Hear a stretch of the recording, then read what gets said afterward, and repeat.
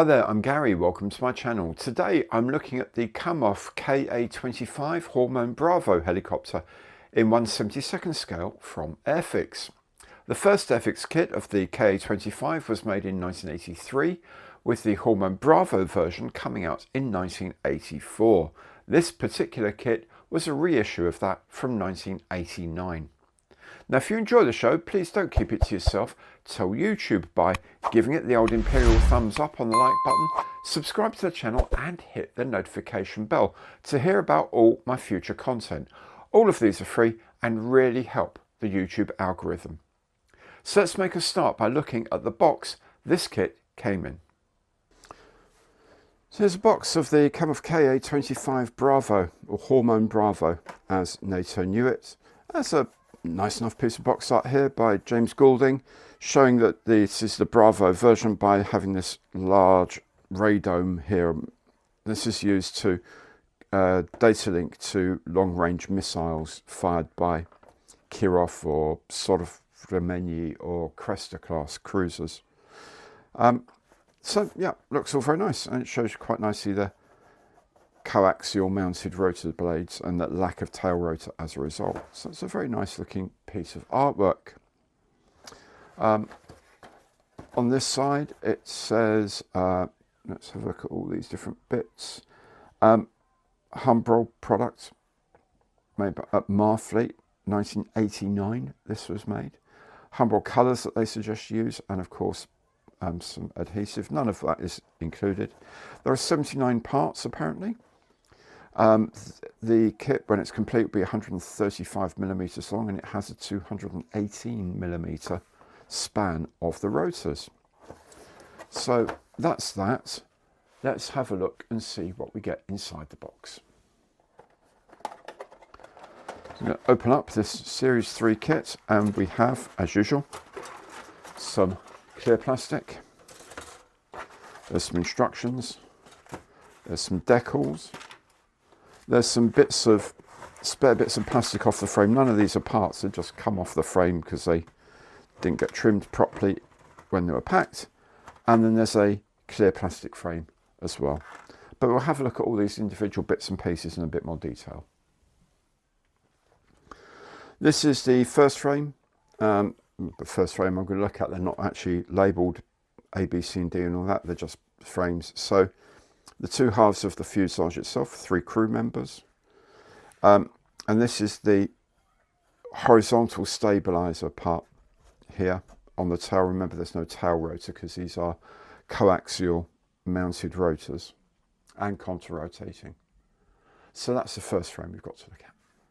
Next are some internal parts. There's the cabin floor, the cabin walls, the seats, the vertical stabilizers either side, the tail fins if you like, parts of the rotor assembly here and rotor hub here, the pilot's controls here, the collective and the cyclic, and some amount of aerials there as well.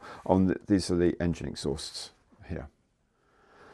Then on this frame we have the undercarriage, the flotation devices for the undercarriage, more parts of the undercarriage there. A couple of bits of the rotor assembly here, some of the struts that hold the undercarriage on there, and of course the 6 rotor blades. So that's 3 blades per disc and 2 discs counter-rotating on there. And the last grey plastic frame contains the flotation devices here and the chin radome for the missile data link. Then the last bit of plastic is the clear parts of 2 side windows, the windscreen, side windows. There's a lamp that goes underneath the chin as well, and there's the window for the door frame there. Have a close look at the plastic. It's not too bad. These injection gates are quite huge though. That's a slightly annoying thing. All of the panel lines are raised. You know, you could go around and rescribe them. I'm not going to. I'm sure you can do something to make them look realistic in any case, because they do cast shadows, just not necessarily the shadows you want. In fact, the inverse of them. But generally speaking, the models are okay. I don't know.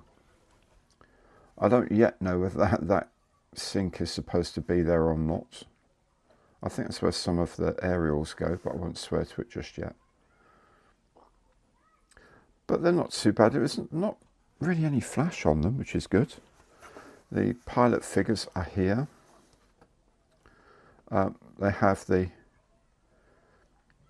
I don't know why, but Soviet crews always seem to have very, very big hats. I don't know why. Anyway, there is some mould lining on the sides of the figures that you're going to have to clean off if you want to do these figures reasonably accurately. But otherwise, they're very nicely moulded. The faces are good. The injector right at the top of the bone dome is a bit annoying, but again, you just need to sand it off and scrape bits off. For what you're going to do, considering that there's a lot of glass on these, you won't be able to see through very clearly. They're fine, absolutely fine. These are the pilot's controls, the cyclic and collective, and then there's some antennae and stuff like that. You'll notice that on these, the parts have a huge amount of feed above them and nothing underneath. They're essentially just flat underneath. That's from the way the moulds were designed. So some of these parts look like you've got to go down an awful long way to get to them to pick them out, but they should be okay. They should be right. There's bits of the rotor assembly and hub assembly. These are all very actually crisply moulded. Those little holes in there for locator marks are very good. The seats, basic, no even hint of straps. I suppose you're supposed to put the people in it, so the crew in there, so they're going to have their own straps on the moulded parts. I'm assuming they do. Yes, they do. As you can see, these are the tail fins, the vertical stabilizers. Okay, a little heavy, the moulding, but okay. Of its time, not bad, I have to say. Yeah. Here are the rotor blades themselves, modelled quite well. Those sort of rivets on the, or bolts they'll be, on the rotor hub end seem pretty substantial and pretty good. The undercarriage looks all right. Undercarriage legs, these are the nose legs here. These are the main legs here. Parts of the hub assembly are here as well, the lower parts of the hub assembly, so they look okay. And then you've got the rest of the wheel there for the main wheels. Look pretty good. And then these are the flotation devices that go around all of the wheels. They're, again, not the best, but far from the worst, I would say. This is the fairly minimalist decal sheet. So you have the rotor stripes here. They go on towards the tips of the rotors. The naval banner, Soviet stars, and then some squadron IDs, so 15 red and 58 yellow, depending on which one you're going to build. Doesn't seem to make all that much difference, to be perfectly honest. The rest of the aircraft is just the same colour, so yeah, it's whatever colour you like to put on it, rather than you're building a specific squadron, I'm guessing. Anyway, very, very minimal, no other stencils or anything like that to worry about. Very basic, very straightforward. Here's a close-up look at the decals. You can see here, this is a 0.5mm pencil lead by comparison. That edging's quite nice. The registration is very good. The lines are quite crisp and sharp. These are the little things that go over the tops of the rotor blades to mark where they are.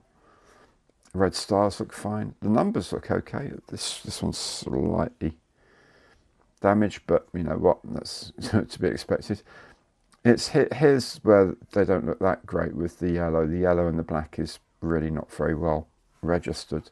It's fine for the 58 on its own, but the ones where you've got a outline, you can see the registration slightly slipped, but yeah, they're not too bad, and at this scale I don't think I'd notice, to be honest. Here's the instructions. Monochrome, fairly basic. Interestingly, well, interesting to me anyway, the front page with all the information on it is a separate thing to the rest of the sheet. So on here you have a description of the hormone Bravo in many languages, and then basic translation of the icons here, and so very simple instructions here, just general advice: study the drawings, practice assembly, and so on and so forth there. So that's one piece. Then the instructions themselves are on here. So crew sit inside the cabin brakes, the instrument panel and the controls, the cyclic and the collective, all go in. Put the windows in, put the two halves together, and there's a door piece here as well, we can have open or closed. Then the undercarriage goes on. Then you start assembling the hubs and rotors. You put the rest of the transparent parts on and the tail on, the engine outlets and stuff like that, exhaust and whatever. And then you put the rest on together, you put the rotors on, you put the engine inlets at the front. These, I'm guessing, flotation devices here. And the nose radome. Now the radome here, it says add 5 grams to it. So what I will probably do is I would put these together, let them dry and get all the sanding done, and then put some liquid gravity in there, bit of PVA to hold it in place, let that dry so that then becomes white, then pop that into the front. And then the paint scheme, as I said, it's very, very straightforward, grey basically, with a few bits and pieces of aluminium or metal, bits of black, stuff like that here and there, but generally speaking, grey. And that's essentially all there is to it. There we go. I think it's looking all right for a 1980s moulding. There's a little light flash and there's only slight mould lines here and there, and if you can live with the raised panel line details, then you'll be fine. The decal sheet is minimalist, but doesn't really detract. For most modelers, I suspect, are just out for a kit of an iconic Soviet era machine. Now, I hope you've enjoyed the video. If you have, then please don't forget to hit the old like button, subscribe, and also hit the notification bell. Thank you so very much for watching today, and goodbye.